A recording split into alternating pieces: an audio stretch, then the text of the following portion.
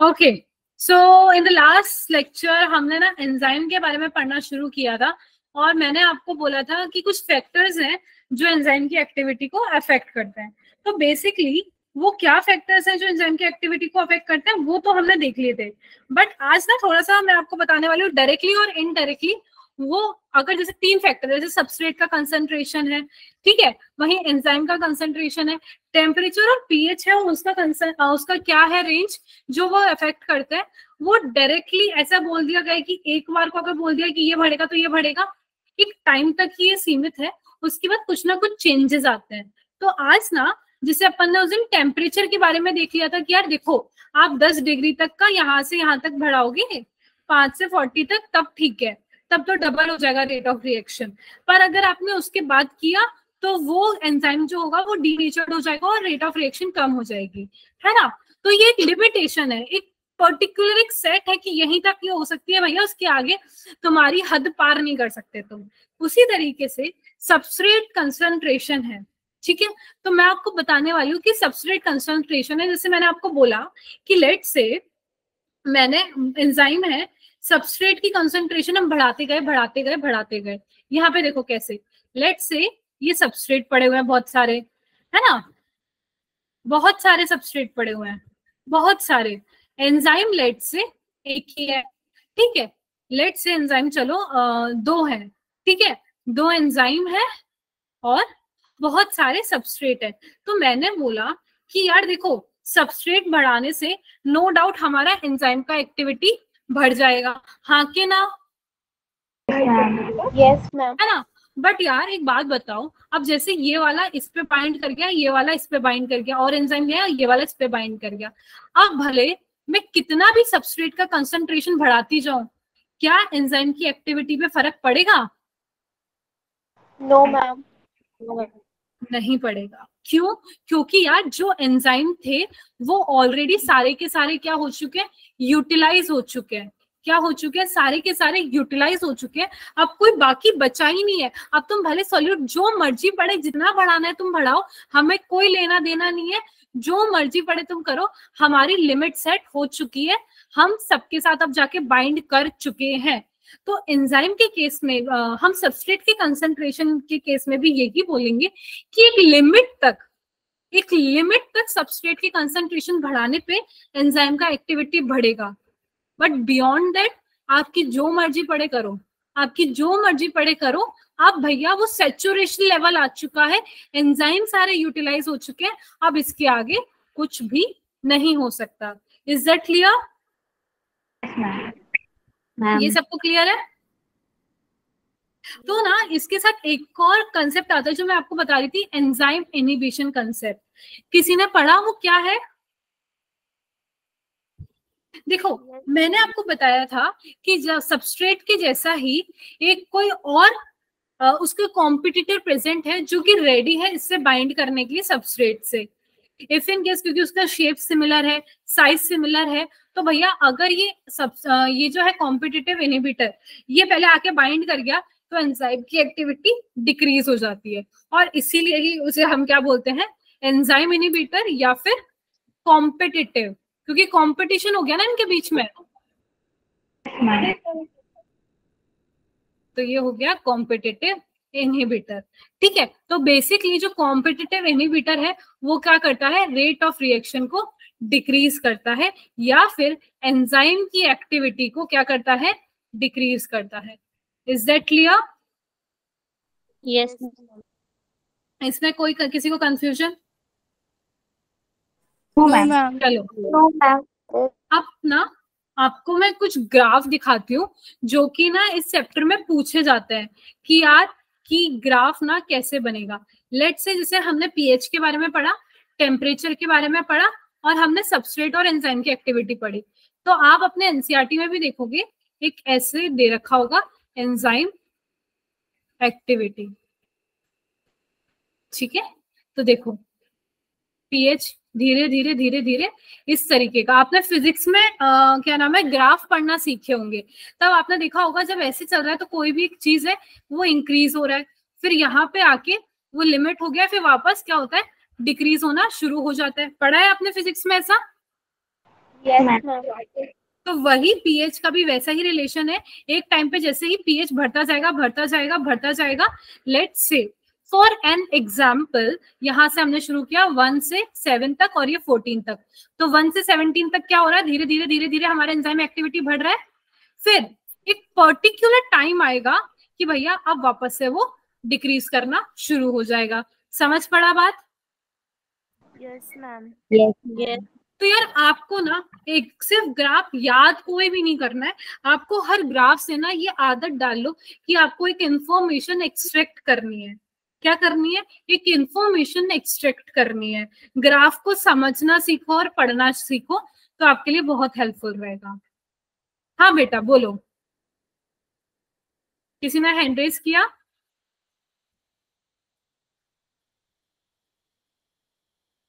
चलो अब मैं टेम्परेचर के बारे में बात करती हूँ। तो देखो मैंने आपको बोला था एक टाइम पर आप टेम्परेचर बढ़ाओ बढ़ाओ बढ़ाओ, एंजाइम की एक्टिव बढ़ेगी बढ़ेगी बढ़ेगी बढ़ेगी बढ़ेगी बढ़ेगी बढ़ेगी। बस अब ये पॉइंट आ चुका है। अब आप कितनी ही एक्टिविटी बढ़ा लो, एंजाइम क्या हो चुका है, डीनेचर्ड हो चुका है। अब एंजाइम की एक्टिविटी क्या हो रही है, डिक्रीज हो रही है। तो एक यहाँ से यहाँ तक एंजाइम की एक्टिविटी बढ़ेगी और यहाँ से यहाँ तक एंजाइम की एक्टिविटी क्या हो जाएगी, डिक्रीज हो जाएगी। Is that clear? Yes, ma'am. Yes, Yes, ma'am. ma'am. ठीक है। अब एक और आपके ना ग्राफ आता है जो कुछ इस तरीके से दिखता है। इस टाइप के ग्राफ को क्या बोलते हैं?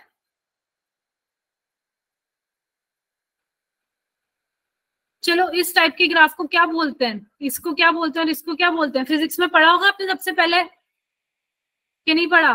Uniform. यूनिफॉर्म तो बेटा यूनिफॉर्म नहीं, मैं वो पूछ रही हूँ, पैराबोला ये सब आपने Ma'am, पढ़े? parabola. Yes, ma'am. पढ़े हैं ये ऐसे ऐसे कुछ कुछ ग्राफ के नेम बेटा? अगर देखो Yes, आपका ma'am. ये आंसर नहीं आ रहा है ना, मैं सबको बता रही हूँ, उठा के बाहर फेंक दूंगी, क्योंकि पूरा फिजिक्स बर्बाद हो जाएगा अगर आपको ग्राफ की नेम नहीं पता है तो। देर हो जाए उससे पहले मैं बता रही हूँ, पढ़ने बैठ जाना, जिंदगी बर्बाद हो जाएगी। अगर आपको ग्राफ नहीं आता तो ये मेरे से लिखवा लो। अगर आपने फिजिक्स में अभी ग्राफ नहीं पढ़े ना, कि कौन सा लीनियर कैसा होता है, यूनिफॉर्म कैसा होता है, पैराबोला कैसा होता है, हाइपरबोला क्या होता है, अगर ये आपने नहीं पढ़े, और जैसे वो बोलते हैं ना सीधे सीधे, एक तो यूं चलता है, कुछ ग्राफ ऐसे चलते हैं, और कुछ नेगेटिव पॉजिटिव वाले सब सिखाए हैं या नहीं सिखाए हैं आपको? बेटा Yes, अगर वो नहीं किए ना, ये मेरे से लिखवा लो लिखवा लो, आपकी फिजिक्स पूरी की पूरी स्पॉइल हो जाएगी। अगर आपने वो ग्राफ कर लिया, आपके लिए फिजिक्स बहुत ज्यादा इजी हो जाएगी। और ग्राफ पढ़ना बिल्कुल भी हार्ड नहीं है, उसको टाइम दे दो, कम से कम 15 दिन लगा दो ग्राफ में, जी जान लगा दो, सब छोड़ दो, 15 दिन ग्राफ पढ़ लेना। मैं पूरी मेरी बायो भी छोड़ देना एक बार, पर ग्राफ ढंग से पढ़ लो, क्योंकि वो केमिस्ट्री में भी काम आएंगे, बायो में भी काम आएंगे, और फिजिक्स पूरी सिर्फ ग्राफ पे टिकी हुई है। मैं नहीं चाहती आपका नीट बर्बाद हो सिर्फ ग्राफ की वजह से, ठीक है? Yes, ma'am. Okay, ma'am. पढ़ लेना ग्राफ, ठीक है? देखो अब हम बात करते हैं कंसंट्रेशन ऑफ सोल्यूट। यहाँ पे K M represent concentration of solute, V max is velocity, ठीक है, हाईएस्ट वेलोसिटी जिसे हम कहते हैं, और ये है वेलोसिटी ऑफ रिएक्शन।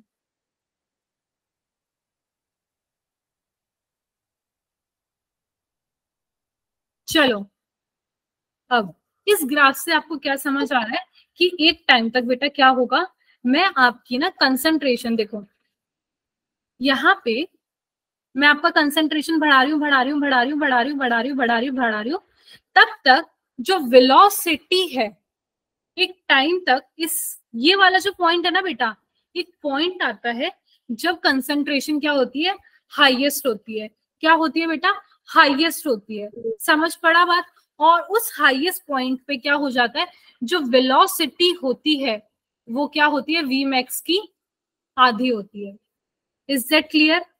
तो एक आपसे पॉइंट पूछा जाएगा, लेट्स से कि आपका वेलोसिटी ऑफ जो रिएक्शन है, मतलब जो रिएक्शन अपन करवा रहे हैं, वो मैक्सिमम की आधी किस पॉइंट पे होगी?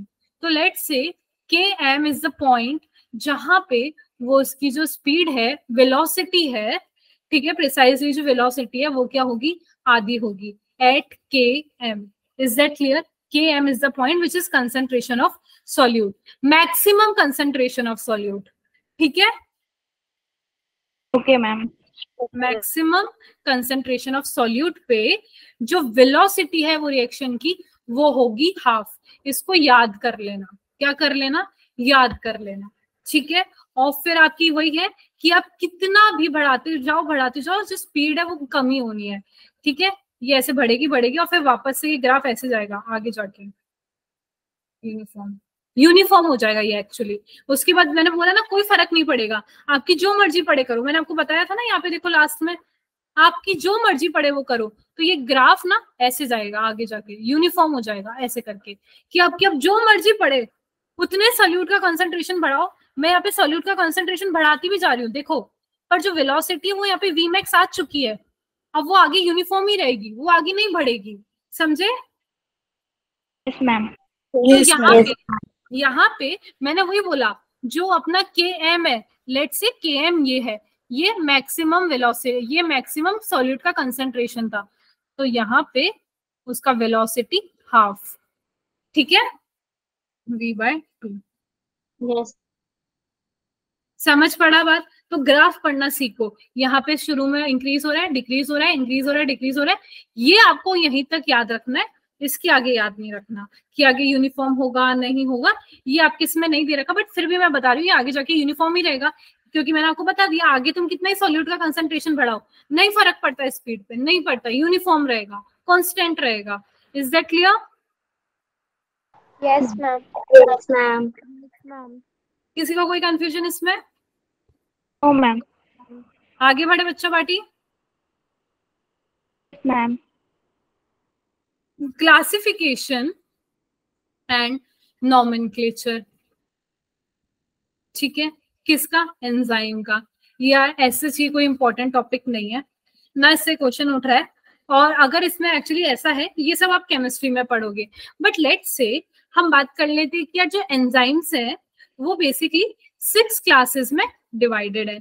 इनकी 6 क्लासेस है, इसमें ये डिवाइडेड है, और 14 से 13 इनकी सब क्लासेस है ना, फर्दर ये डिवाइडेड है.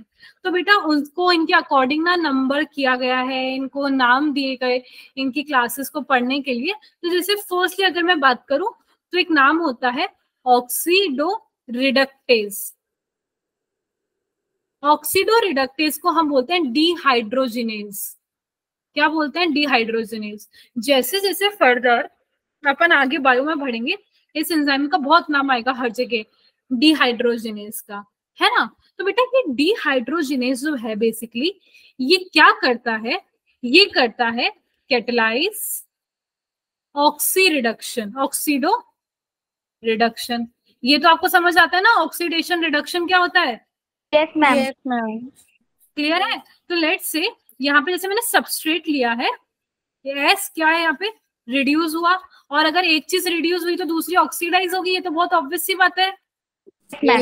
अगर ये यहाँ पे रिड्यूस हुई है तो ये यहाँ पे ऑक्सीडाइज होगी. ये आपने केमिस्ट्री में पढ़ा ही नहीं पढ़ा बच्चा?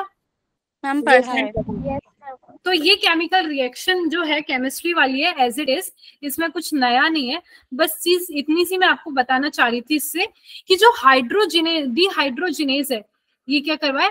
ऑक्सीडो रिडक्शन, यानी कि ऑक्सीजनेशन भी कराता है और रिडक्शन भी कराता है. और जो दोनों चीज कराता है, ऑक्सीडेशन और रिडक्शन, उसको उस टाइप की रिएक्शन को क्या बोलते हैं?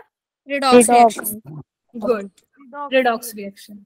ठीक है, चलो अब नेक्स्ट आता है ट्रांसफेरेज. एक एंजाइम है जिसका नाम है ट्रांसफेरेज. अब बेटा ये क्या करता है? किसी को एनी आइडिया? ये कोई भी एक ग्रुप है, लेट से उसको वहां से हटाता है और वो दूसरी चीज से उसको जोड़ेगा.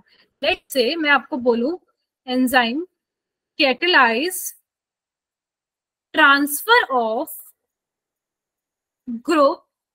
यहाँ पे आपके सी दे रखा है, तो मैं आपकी एनसीईआरटी में आपके सी दे रखा है, तो आप सी याद करो कि लेट्स से ग्रुप है जो कि है सी. अब वो ग्रुप कुछ भी हो सकता है, जैसे एल्डिहाइड हो सकता है, कीटोन हो सकता है, कार्बोक्सिल ग्रुप हो सकता है, कीटोन ग्रुप हो सकता है, अल्कोहल ग्रुप हो सकता है, कुछ भी हो सकता है. तो उसका क्या कर रहा है? ट्रांसफर कर रहा है. Is that clear? बस ये हाइड्रोजन नहीं होगा। क्या नहीं होगा? हाइड्रोजन नहीं होगा। तो ये किन ग्रुप के बीच में ट्रांसफर कर रहा है? ये जो ग्रुप सी है किसके बीच में ट्रांसफर हो रहा है? एस एंड एस डैश के बीच में, इन दोनों के बीच में ट्रांसफर हो रहा है। जैसे लेट से पहले ये जुड़ा है एस के साथ, ये एस के साथ जुड़ा हुआ है, ठीक है बच्चा? तो ये आगे जाके किसके साथ जुड़ जाएगा? एस डैश के साथ। समझे? Yes ma'am. पहले ये इसके साथ जुड़ा था, अब ये इसके साथ जुड़ गया, तो इसका ट्रांसफर होता रहता है। ट्रांसफेरेज क्या काम कर रहा है? ट्रांसफर का। डिहाइड्रोजिनेज, डिहाइड्रोजिनेज इसके अंदर क्या कर रहा है? रिडॉक्स रिएक्शन करवा रहा है, रिड्यूस भी करवा रहा है, ऑक्सीडाइज भी करवा रहा है। नाम के अंदर ही उसका मीनिंग छुपा है, ठीक है? तो आपको याद करने की जरूरत ही नहीं है, ठीक है? Yes ma'am. चलो नेक्स्ट वाला है ना, अब मैं नहीं बताऊंगी, आप खुद ही ना नाम से समझ जाओगे, थोड़ा सा दिमाग लगाओ। हाइड्रोलेज क्या करवाएगा? मैम ये हाइड्रोलिसिस करवाता है। Very good. हाइड्रोलाइसिस का क्या मतलब होता है?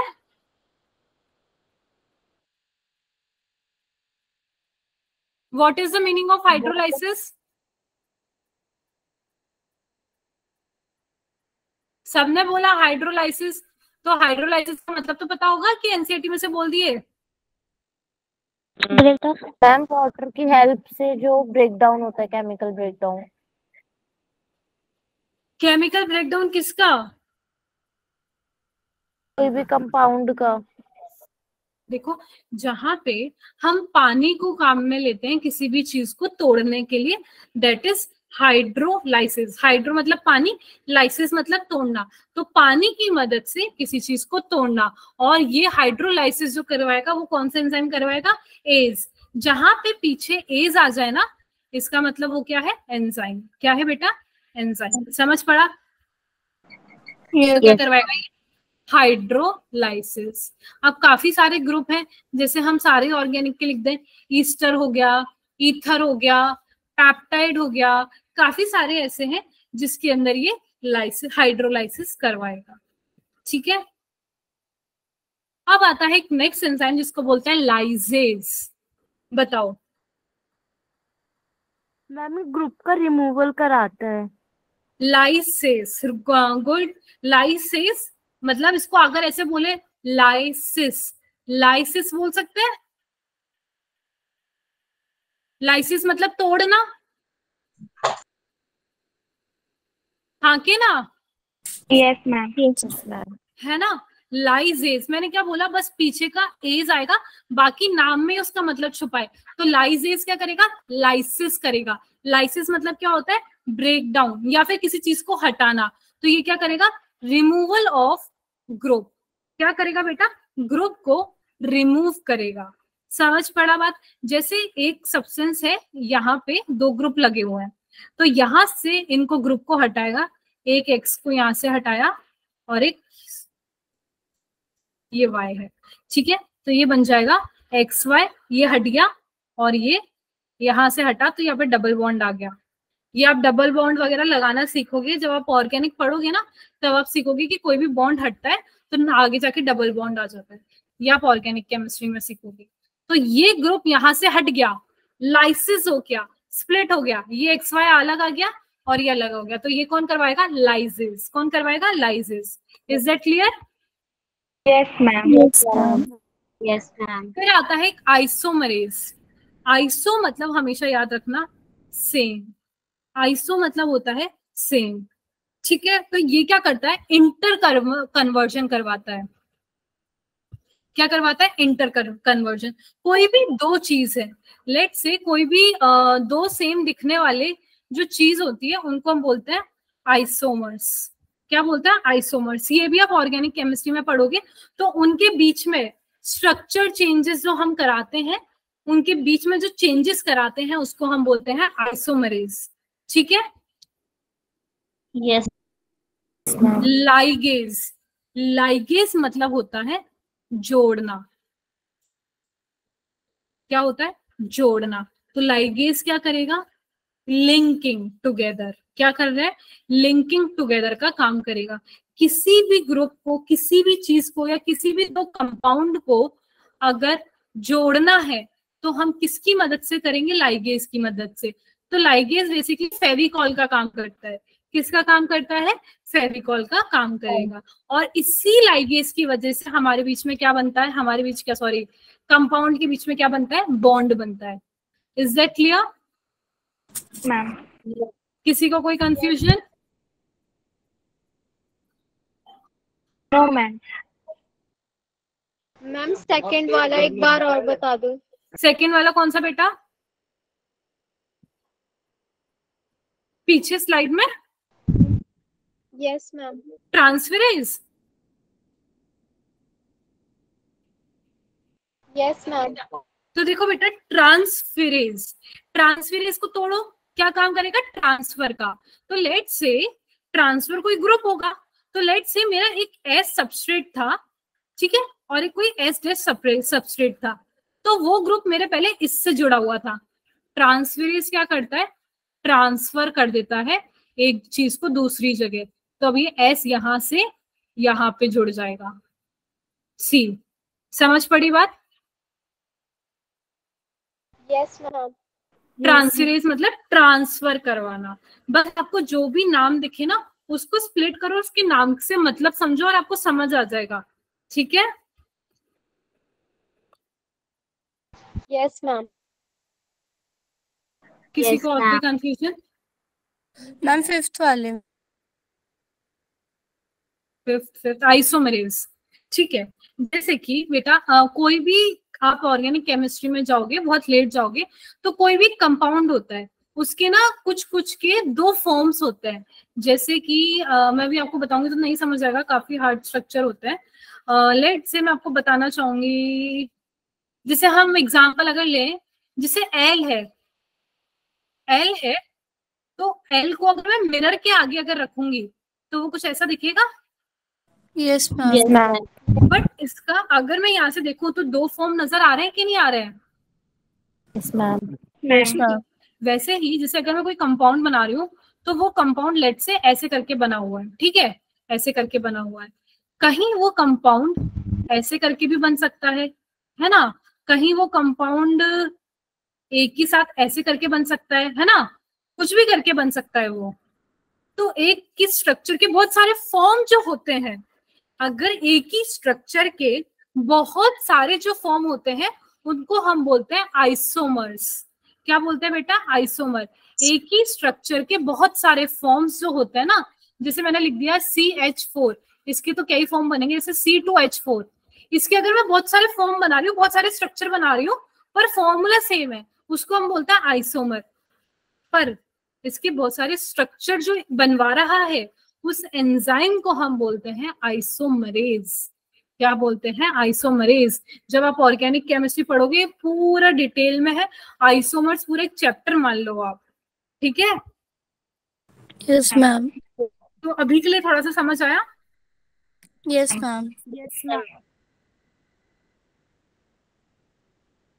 आगे बढ़े फिर। Yes ma'am. अब आता है नेक्स्ट फैक्टर, नेक्स्ट टॉपिक, को फैक्टर। को मतलब क्या होता है? आप ना बायो में देखो, जहां जहां भी कुछ भी पढ़ते चलोगे ना, तो एक चीज का ध्यान रखना कि जो भी चीज है उसका ना बस मतलब जानो कि यार ये उसका मतलब क्या है, और उसी से आपका पूरा सोल्यूशन मिल जाएगा। तो को का मतलब हमेशा होता है साथ में। क्या है को का मतलब? साथ में। तो को फैक्टर मतलब कि यार एंजाइम जो है, हमेशा एंजाइम बदला है, बताओ किसका बना होता है? एंजाइम किसका बना होता है? Protein.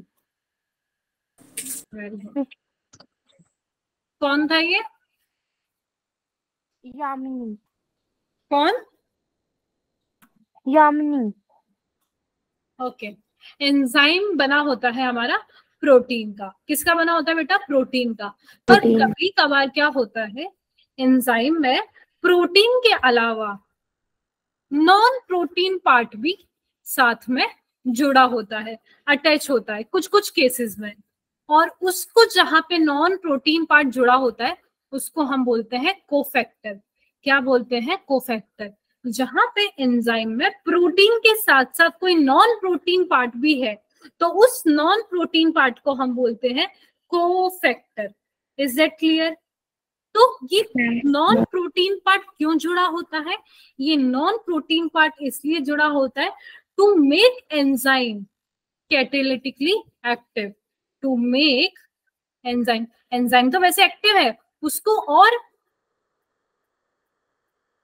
कैटालिटिकली एक्टिव बनाने के लिए ये है ना, वो क्या होता है, हमारे कोफैक्टर जुड़ा होता है। Is that clear? मैम। देखो मैंने आपको Yes. क्या बोला, एंजाइम में ना दो पार्ट है हमेशा। तो वैसे तो एंजाइम, देखो यहाँ पे कंफ्यूज मत होना, एंजाइम वैसे तो सिर्फ प्रोटीन से बना होता है, वैसे सिर्फ प्रोटीन में से बना होता है, पर कुछ केसेस में, ये सम केसेस है ना, कुछ केसेस में एंजाइम में नॉन प्रोटीन पार्ट होता है और उस नॉन प्रोटीन पार्ट को अपन कोफैक्टर बोलते हैं। ठीक है? मैम।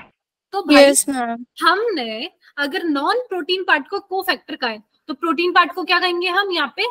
Apo enzyme. क्या बोलेंगे हम यहाँ पे? Apo enzyme. ये याद रखना, वैसे एंजाइम सिर्फ प्रोटीन का बना होता है पर कुछ केसेस में एंजाइम प्रोटीन और नॉन प्रोटीन दोनों से बना होता है। तो प्रोटीन वाले को हम वहां पे एपो एंजाइम बोल देते हैं और नॉन प्रोटीन वाले को हम कोफैक्टर बोल देते हैं। ठीक है? Yes ma'am. Yes, ma'am. इसमें किसी को कोई confusion? No ma'am. No, ma'am. अब देखो क्या होता है, क्या आपके दिमाग में ये क्वेश्चन नहीं आया कि मैम प्रोटीन तो हम समझते हैं क्या होता है, पर ये नॉन प्रोटीन में आखिर ये जो कोफैक्टर आप बोल रहे हो ये आखिर नॉन प्रोटीन है क्या? क्या है ये नॉन प्रोटीन? तो मैं मतलब ये क्या है कोफैक्टर? कोफैक्टर मैम आपने बोले जो भी नॉन प्रोटीन है, तो हमें बताओ वो कौन कौन से हैं। तो मैं आपको बताने जा रही हूँ टाइप्स ऑफ कोफैक्टर, है ना, जो यहाँ पे प्रोटीन के अलावा जो एंजाइम में जुड़ सकते हैं वो क्या क्या चीजें हो सकती है। ठीक है? एक हो सकता है प्रोस्थेटिक ग्रुप।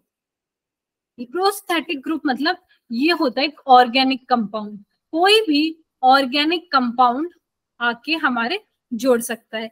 लेट्स से मैं अगर एग्जांपल बोलूं, पर ऑक्सीडेज, ये एक एंजाइम होता है पर ऑक्सीडेज, है ना, ये क्या करता है? कैटलाइज करवाता है किसको? एक होता है हीम, आपने नाम सुना है ना, हीम। हीमोग्लोबिन को अगर हम तोड़ते हैं तो वो हीम बनता है हमारा, है ना, हीम और ग्लोबिन। ग्लोबिन तो इज दैट स्ट्रक्चर और हीम पूरा हमारा कंपाउंड होता है। ठीक है?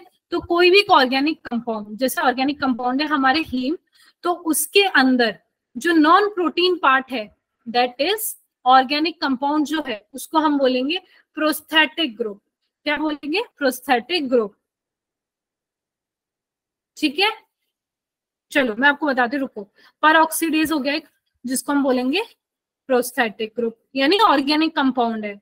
ठीक है? और लेट से मैं आपको बोलूं, एक और होता है कैटलेज। ये जितने भी एंजाइम के नाम है ना वो मैं आपको बता रही हूँ, जैसे परऑक्सीडेज हो गया, कैटलेज हो गया, ये सब किस कैटेगरी में आ जाएंगे?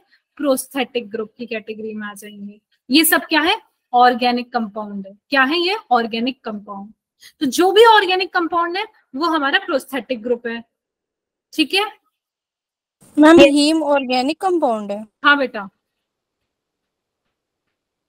ठीक है। Ma'am organic compound tightly bounded होते हैं ना? हाँ होते हैं, नो डाउट होते हैं, कोवेलेंट बॉन्ड से जो हमारे जुड़े होते हैं। आपके भी आया क्या ऑर्गेनिक कंपाउंड के बारे में? No ma'am. ठीक है, तो पूरी ऑर्गेनिक केमिस्ट्री, जैसे कि मैंने आपको बताया पूरी ऑर्गेनिक केमिस्ट्री है, तो सबसे पहले वहां पे आपको यही बताया जाएगा कि ऑर्गेनिक कंपाउंड क्या होते हैं। तो वो होते हैं जो कार्बन ना कोवेलेंट बॉन्ड से जुड़े होते हैं, जिसके अंदर हाइड्रोजन भी होता है, ऑक्सीजन भी होता है, नाइट्रोजन भी होता है। ये सारी चीजें जो होती है ना, इसको हम बोलते हैं ऑर्गेनिक कंपाउंड। ठीक है? मैम ऑर्गेनिक में मोस्टली कार्बन के बारे में। हाँ बेटा, मोस्टली नहीं, हाइड्रोजन सिर्फ और सिर्फ कार्बन होता है। Carbon is the main compound. अब इसके साइड में बहुत सारी चीजें जुड़ती है। कार्बन कोवेलेंट बॉन्ड से जुड़ते हैं, फिर उसके साथ बहुत सारी चीजें जुड़ती है। ये पूरा का पूरा आप मान लो आपकी जो केमिस्ट्री है ना, 50% ऑर्गेनिक केमिस्ट्री होती है, बाकी का 25 ले लो। 25 होती है आपके फिजिकल और 25 होती है आपके इनऑर्गेनिक। केमिस्ट्री का ये सीन है। तो ऑर्गेनिक शायद आपको अभी शुरू नहीं करवाइए ना, नो मैम। है ना। तो ऑर्गेनिक जो है सबसे इम्पोर्टेंट होती है, सबसे ज्यादा इम्पोर्टेंट। तो जब ऑर्गेनिक केमिस्ट्री शुरू करवाएंगे ना, ध्यान से पढ़ लेना।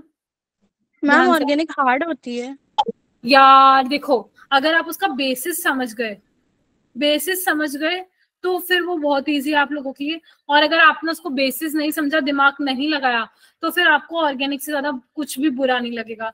आपको बोलोगे कि इससे बेटर मैं फिजिक्स कर लूं, तो वो बेटर है। बट मैं सच्ची बताऊं, ऑर्गेनिक बहुत बहुत बहुत बहुत इजी होती है और बहुत अच्छी होती है। अगर आपने उसकी बहुत सारे क्वेश्चन प्रैक्टिस कर लिए ना, बहुत सारे, तो आपको मजा आ जाएगा, ऑर्गेनिक से प्यार हो जाएगा, इतनी ज्यादा अच्छी लगेगी। पर्सनली मेरे को तो ऑर्गेनिक बहुत ज्यादा पसंद थी, बहुत ज्यादा पसंद थी। मैं बहुत ढीठ बच्ची हुआ करती थी, मैं बहुत नालायक बच्ची हुआ करती थी।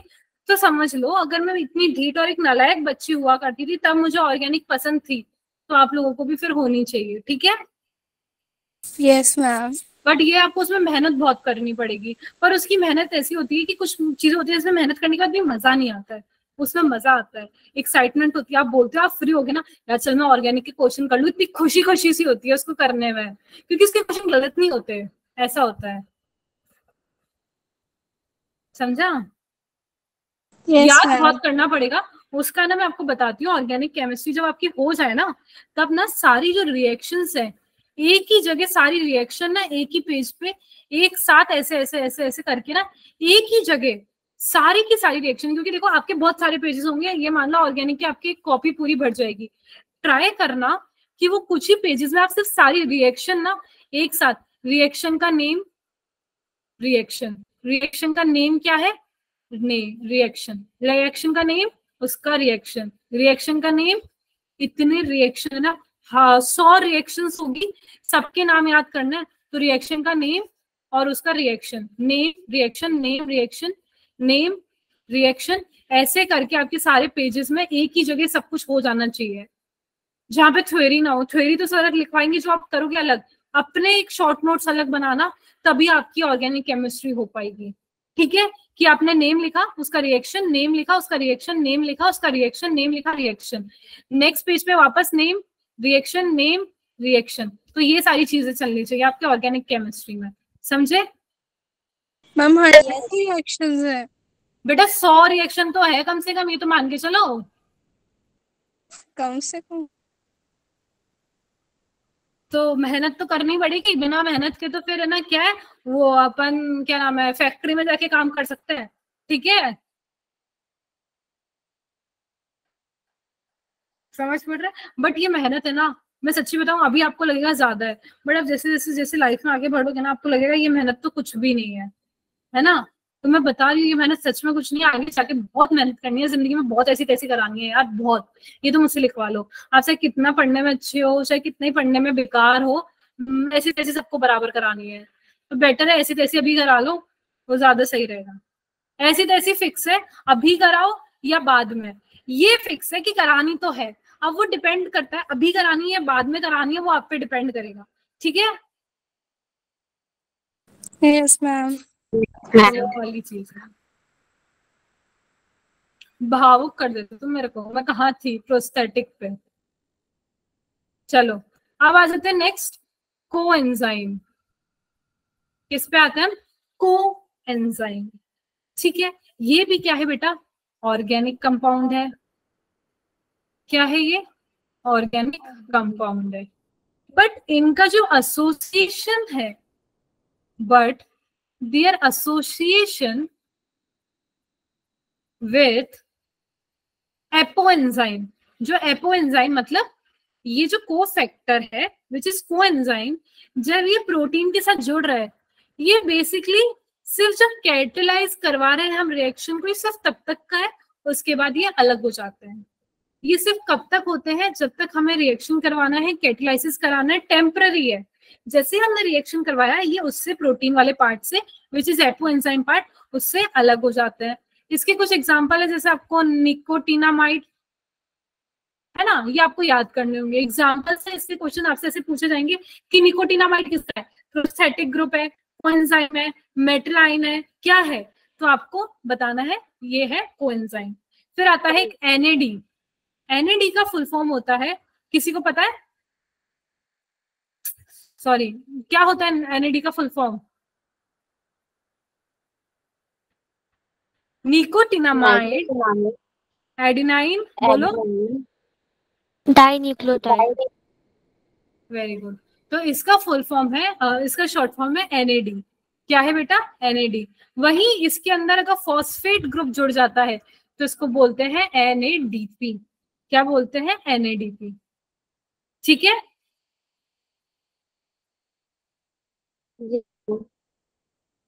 फिर एक और आते हैं मेटल आयंस।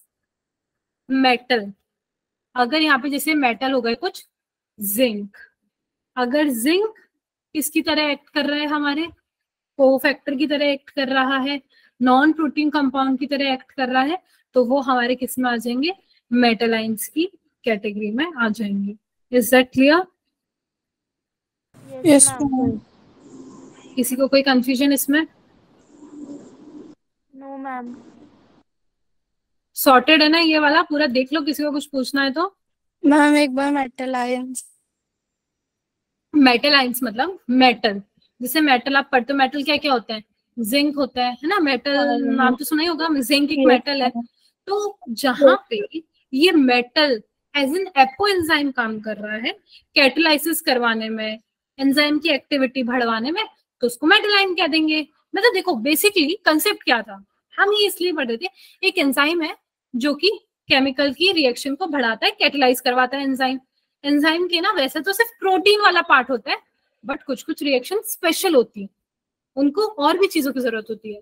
तो जब उनको और चीजों की जरूरत होती है तो वो होते हैं non protein part, which is cofactor जिसको हम कहते हैं। तो भैया ये कोफैक्टर फिर कुछ भी हो सकते हैं। ये कोफैक्टर प्रोस्थेटिक ग्रुप भी हो सकता है, ये कोफैक्टर फिर हमारे कोएंजाइम भी हो सकते हैं, ये कोफैक्टर हमारे मेटल आयंस भी हो सकते हैं। यानी कि यहाँ पे हमारे नॉन प्रोटीन की जगह यहाँ पे आप मान लो जिंक जुड़ा हो सकता है, या कोई दूसरा XYZ मेटल जुड़ा हो सकता है, कुछ भी जुड़ा हो सकता है। मैंने आपको यहाँ पे नाम बताया, यहाँ पे परऑक्सीडेज भी जुड़ा हो सकता है, यहाँ पे कैटलेज भी जुड़ा हो सकता है, ठीक है, यहाँ पे NADP भी जुड़ा हो सकता है, कुछ भी जुड़ा हो सकता है। ये फिक्स है, ये फिक्स है। यहाँ पे जो जो जुड़ा हो सकता है वो मैंने आपको नाम लिख दिए हैं। Okay ma'am. Clear? Yes ma'am. इसमें किसी को कोई confusion? No ma'am.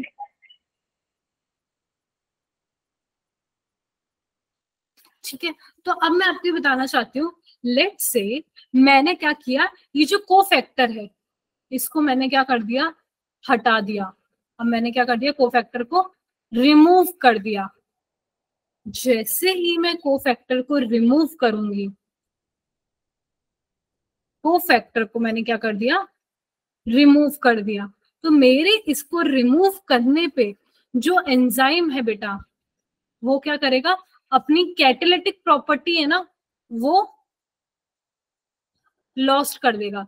Catalytic property क्या हो जाएगी? उसकी खत्म हो जाएगी। तो क्या आप इससे कंक्लूड कर सकते हो कि कुछ रिएक्शन पे जहां पे कोफैक्टर को हटाने से भैया एंजाइम का अस्तित्व खत्म हो गया, एंजाइम अपनी कैटेलिटिक प्रॉपर्टी खो दे रहा है, तो कोफैक्टर कितना इंपॉर्टेंट है कैटेलिटिक एक्टिविटी के लिए? बहुत एक क्रूशियल रोल प्ले करता है। क्रूशियल रोल प्ले करता है कि नहीं करता है? Yes ma'am. Yes ma'am. तो बस यही चीज है बेटा। इसी के साथ आपका ये जो पूरा का पूरा चैप्टर है वो हो चुका है कंप्लीट। समझे? Yes ma'am. तो एक बार देख लेते हैं इस चैप्टर में क्या था, एक बार तो आपको मतलब एक बार ध्यान आ जाए। ये चैप्टर को एक बार शुरू से खोल देते हैं। बायोमोलिक्यूल्स में अपन ने ना बेसिकली क्या देखा था, बायोमोलिक्यूल्स क्या होते हैं। ठीक है। उसके अंदर ऑर्गेनिक इनऑर्गेनिक दोनों होते हैं। ऑर्गेनिक कंपाउंड जो होते हैं वो कार्बन हाइड्रोजन ऑक्सीजन से मिलकर बनते हैं। अभी आपने पूछा था ना कि मैम ऑर्गेनिक में क्या होता है, तो मैंने बोला कार्बन तो होता है, उसके अलावा और भी चीजें होती है, तो हाइड्रोजन हो गया, ऑक्सीजन हो गया, ठीक है। तो ये सारी चीजें हमने स्टार्ट की थी। फिर बायोमोलिक्यूल्स दो टाइप के थे, एक माइक्रोमोलिक्यूल्स और एक मैक्रोमोलिक्यूल्स। माइक्रो छोटे छोटे जिनका वेट कम है और साइज ज्यादा है, मैक्रो जिनका वेट ज्यादा था 10,000 डेल्टन से। तो अब हमने देखा था माइक्रोमोलिक्यूल्स में जो जो थे उनके बारे में हमने डिटेल में पढ़ा था, और मैक्रोमोलिक्यूल्स में जो थे हमने उनको डिटेल में पढ़ा था। लेट्स से माइक्रोमोलिक्यूल्स में सबसे पहले हमने देखा था कार्बोहाइड्रेट के बारे में। तो कार्बोहाइड्रेट का फॉर्मूला पढ़ लिया था हमने कि होते क्या है एक्चुअल में। कार्बोहाइड्रेट की कैटेगरीज हमने पढ़ ली थी, ठीक है। फिर हम आए थे किस पे, लिपिड्स पे। ये भी माइक्रो थे। लिपिड्स किसके मिलके बने होते हैं हमने वो देखा था, ठीक है। फिर इसी में हमने देख लिए थे, लिपिड्स में एक आता था टर्म फैटी एसिड, वो हमने देख लिया था कि फैटी एसिड होते क्या है, ठीक है, और उसके टाइप्स देख लिए थे। फिर हमने एक और कैटेगरी देखी थी माइक्रो में, जो थी अमीनो एसिड। तो अमीनो एसिड का फॉर्मूला हमने देख लिया था, क्लासिफिकेशन देख लिया था हमने अमीनो एसिड का, अमीनो एसिड बनते कैसे हैं वो देख लिया था, इनके on the basis of chemical nature ये कैसे होते हैं, on the basis of side chain कितने टाइप के होते हैं, है ना, बहुत सारी चीजें थी। फिर उसके बाद जब हम अमीनो एसिड के बारे में बात कर रहे थे, तब उसके बाद हमने स्टार्ट किया था न्यूक्लियोटाइड एंड न्यूक्लियोसाइड। मैंने आपको बताया था न्यूक्लियोटाइड क्या होते हैं और न्यूक्लियोसाइड क्या होते हैं। उससे पहले मैंने आपको बताया था न्यूक्लिक एसिड। न्यूक्लिक एसिड दो चीजें होती हैं, डीएनए और आरएनए। तो मैंने आपको बताया था डीएनए किससे मिलकर बना होता है, डीऑक्सीराइबोन्यूक्लियोटाइड। न्यूक्लियोटाइड किससे मिलकर बना होता है, तीन चीजों से मिलकर बना होता है। तीनों के कॉम्बिनेशन को न्यूक्लियोटाइड बोलते हैं, दो के कॉम्बिनेशन को न्यूक्लियोसाइड बोलते हैं। मैंने आपको बताई थी ये चीज, ठीक है। याद आ रहा है कुछ ऐसा? Yes ma'am. Ma'am. Yes ma'am. ठीक है। फिर हमने देखा था जो प्रोटीन है, प्रोटीन किससे मिलके बना होता है, अमीनो एसिड से। उनके बीच में कौन सा बॉन्ड प्रेजेंट होता है, पेप्टाइड बॉन्ड प्रेजेंट होता है। हमने देखा था प्रोटीन के 4 तरह के स्ट्रक्चर देखे थे। फिर हमने उसको प्रोटीन को क्लासिफाई किया था फिब्रस फॉर्म में भी, ग्लोब्यूलर फॉर्म में भी। इसके एग्जाम्पल मैंने आपको याद करने के लिए बोले थे, क्योंकि एग्जाम्पल क्या है बेटा, इंपॉर्टेंट है। यहाँ भी मैंने स्टार पहले भी लगाया है, अभी भी मैं बता रही हूँ, ठीक है। फिर हमने देखा था कि कॉम्पोनेंट ऑफ मॉलिक्यूल, ठीक है। ये क्या था हमारे, प्रोटीन जैसे सिंपल प्रोटीन होता है, कॉन्जुगेटेड होता है, डिराइव्ड होता है, ठीक है। फिर हमारे क्या था, न्यूक्लिक एसिड, ये किससे जुड़े हुए हैं, ठीक है ठीक है। हमने देखा था bonds, peptide bond, glycosidic bond, phosphodiester bond, ये आपको देखना है, बॉन्ड याद होना जरूरी है। फिर हमने स्टार्ट किया था बेसिकली मेटाबॉलिज्म। जो आप बोलते हो कि मेरा मेटाबॉलिज्म अच्छा है मैम, मेरा मेटाबॉलिज्म खराब है, तो अच्छा मेटाबॉलिज्म, व्हाट इज बेकार मेटाबॉलिज्म। मेटाबॉलिज्म का डेफिनेशन क्या है, series of linked chemical reaction. Linked, एक चीज दूसरे में कन्वर्ट हो रही है, दूसरी तीसरे में हो रही है, तीसरी चौथे में, सब मिलजुल के काम कर रहे हैं, ये मिलना जुलना सीरीज, इसको हम बोलते हैं metabolism. Is that clear? Yes ma'am. हमने ये चीज देख ली थी मेटाबॉलिज्म में। हमने देखे थे ये दो तरीके से काम करते हैं, दो पाथवे के में काम करते हैं, एनाबॉलिक पाथवे और कैटाबॉलिक पाथवे, ठीक है। तो एनाबॉलिक में क्या होता है, सिंपल कॉम्प्लेक्स में कन्वर्ट होते हैं, कैटाबॉलिक में कॉम्प्लेक्स स्मॉल में कन्वर्ट होते हैं, सिंपल में कन्वर्ट होते हैं। तो भैया ये मेटाबॉलिक रिएक्शन को कौन करवाता है, एक कंपाउंड को दूसरे कंपाउंड में कन्वर्ट हो रहा है, वो करवाते हैं एंजाइम्स। एंजाइम्स हमारे बने होते हैं प्रोटीन से, दैट्स इट। तो भैया एंजाइम आखिर काम करते कैसे हैं, एंजाइम काम ऐसे करते हैं कि एक सबस्ट्रेट होता है, सबस्ट्रेट पे जाके एक्ट करते हैं, उसके साथ बॉन्ड बनाते हैं और एक प्रोडक्ट बना देते हैं, और हमारी केमिकल रिएक्शन पूरी की पूरी कंप्लीट हो जाती है, ठीक है। तो भैया ये करने में कि भैया एक एंजाइम जाके एक्ट किया, कुछ एनर्जी भी लगती है, जिसको हम एक्टिवेशन एनर्जी कहते हैं, है ना, ये सब भी हमने देखा था। फिर हमने देखा था कि जो एंजाइम की एक्टिविटी है ये कैसे कैसे इफेक्ट होती है। 3 फैक्टर मैम है जिसमें एक्टिवेशन एनर्जी लगना हमेशा नेसेसरी नहीं है ना बेटा, इट्स लाइक नहीं, बिल्कुल नेसेसरी है, कुछ ना कुछ एक्टिवेशन एनर्जी मतलब एक्टिवेट तो करेगा ना, कोई थोड़ी तो एनर्जी चाहिए होगी एंजाइम को एक्टिवेट करने के लिए बेटा। देखो तभी मैंने 2 केसेस बताए थे, एक ये फर्स्ट वाला केस और एक ये सेकंड वाला, कि एक केस में हमारे एंजाइम के साथ कम लग रही है एनर्जी, और बिना एंजाइम के आपकी ज्यादा लगेगी, पर एक्टिवेशन एनर्जी लगेगी जरूर। कोई भी चीज को आप कुछ काम करवाओगे उसको एनर्जी तो देनी पड़ेगी ना पहले। तो एक्टिवेशन एनर्जी इसका मतलब ये है वो कोई सी भी एनर्जी हो सकती है, पोटेंशियल एनर्जी हो सकती है, मैकेनिकल एनर्जी हो सकती है, थर्मल एनर्जी हो सकती है, एनी एनर्जी, काइनेटिक एनर्जी, कोई सी भी। एक्टिवेशन एनर्जी मतलब उसको एक्टिवेट, प्रोसेस को शुरू करने के लिए जो एनर्जी दी जा रही है, उस केमिकल रिएक्शन को शुरू करने के लिए जो एनर्जी दी जा रही है उसको हम बोलते हैं एक्टिवेशन एनर्जी। ठीक है? Yes ma'am. बस फर्क इतना है यहाँ पे जो मैंने आपको समझाया कि एक्टिवेशन एनर्जी तो मस्ट है, फर्क बस इतना है एंजाइम अगर प्रेजेंट होगा तो वो एनर्जी कम देनी पड़ेगी, अगर एंजाइम नहीं होगा तो वो एनर्जी ज्यादा देनी पड़ेगी। That's it. ठीक है? Yes ma'am. लग गया मेरा नेम। फिर क्या था? फैक्टर्स, सबस्ट्रेट का कंसंट्रेशन, एंजाइम का कंसंट्रेशन, टेम्परेचर का, ये जो कि मैंने आपको आज भी समझाया कि एक हद तक ही फर्क पड़ता है, एक हद के बाद वो ढेट हो जाता है और वो कांस्टेंट हो जाता है सॉल्यूट कंसंट्रेशन में। पीएच और टेम्परेचर का ये ग्राफ था जो आपको याद रखना है, और सॉल्यूट वाले का ये ग्राफ है जो आपको याद रखना है। फिर हमने किया था क्लासिफिकेशन एंड नॉमेनक्लेचर, कि मतलब हम एंजाइम की इतनी बात कर रहे हैं, एंजाइम, तो उस एंजाइम का नाम, हाँ, नॉमेनक्लेचर मतलब नेमिंग, बेटा नॉमेनक्लेचर मतलब होता है नेमिंग। ठीक है? तो हम उसकी नेमिंग कर रहे हैं, तो नेमिंग किसके बेसिस पे की? वो जो काम कर रहे हैं उसी से मिलता जुलता हम उसका नाम दे दे रहे हैं। जैसे मैंने आपको बताया डिहाइड्रोजिनेज, काम हाइड्रोजनेशन का और ऑक्सीजनेशन का, और रिडक्शन का और ऑक्सीजनेशन का, तो डिहाइड्रोजिनेज नाम दे दिया, ऑक्सीडोरिडक्टेज नाम दे दिया। ट्रांसफर का काम है तो ट्रांसफरेज नाम दे दिया। भैया उसका हाइड्रोलाइसिस का काम है तो हाइड्रोलाइस नाम दे दिया। लाइसिस का काम है तो लाइजेज नाम दे दिया। आइसोमेरिज्म का काम है तो आइसोमेरेज नाम दे दिया। लाइगेशन का काम है तो लाइगेस नाम दे दिया। समझ पड़े? Yes ma'am. फिर मैंने आपको बताया जो एंजाइम है, मैंने आपको बताया अभी शुरू करने से पहले प्रोटीन से बना होता है। कुछ केसेस में स्पेशल रिएक्शंस में प्रोटीन के साथ साथ नॉन प्रोटीन फैक्टर भी जुड़ा होता है जिसको हम बोलते हैं कोफैक्टर, और उस केस में प्रोटीन को हम बोल देते हैं एपोएंजाइम। तो ये non protein which is cofactor तीन तरह का हो सकता है, प्रोस्थेटिक हो सकता है, कोएंजाइम हो सकता है, और मेटल हो सकता है। ठीक है? Yes ma'am. तो किसी को कोई confusion? No ma'am. No ma'am. तो बेटा ये चैप्टर यहाँ पे आपका पूरा कंप्लीट हो चुका है, तो अपन नेक्स्ट क्लास में शुरू करेंगे। इसके क्वेश्चंस भी करने हैं तो नेक्स्ट क्लास में करेंगे वो भी। ठीक है? तो अभी के लिए क्लास खत्म करते हैं। मैं आपको लिंक भी शेयर कर देती हूँ अभी। सेल साइकिल, सेल डिवीजन कैसा चैप्टर है? अच्छा है, मतलब ऐसा है, मतलब काफी लोगों को बुरा लगता है वो, बट वो बहुत इंपॉर्टेंट चैप्टर है, क्योंकि आगे आपका 11 सारे इंपॉर्टेंट है, क्योंकि वो आपके हर चीज का ना बेसिस बना रहे हैं, है ना। तो हाँ, आपको करना तो होगा। अच्छा भी नहीं बोल सकते, क्योंकि मैं सच्ची बताऊं ये मुझे बाद में अच्छा लगा था। जब मैं पढ़ रही थी ना, खुद जब उसको पहली बार पढ़ा था, मुझे वो चैप्टर अच्छा नहीं लगा था, है ना। मैं झूठ नहीं बोलूंगी, बट ये रियलिटी है। मैम तो कल आप चैप्टर 9 के क्वेश्चन कराओगे? हाँ बेटा, ओके मैम। क्वेश्चन भी तो करना जरूरी है, क्योंकि आधे कंसेप्ट जो अपन क्वेश्चन करते हैं तब भी तो क्लियर होते ही हैं, उसमें कुछ कुछ नई चीजें। मैम अब समझ जाएंगे प्लीज, सारी क्वेश्चन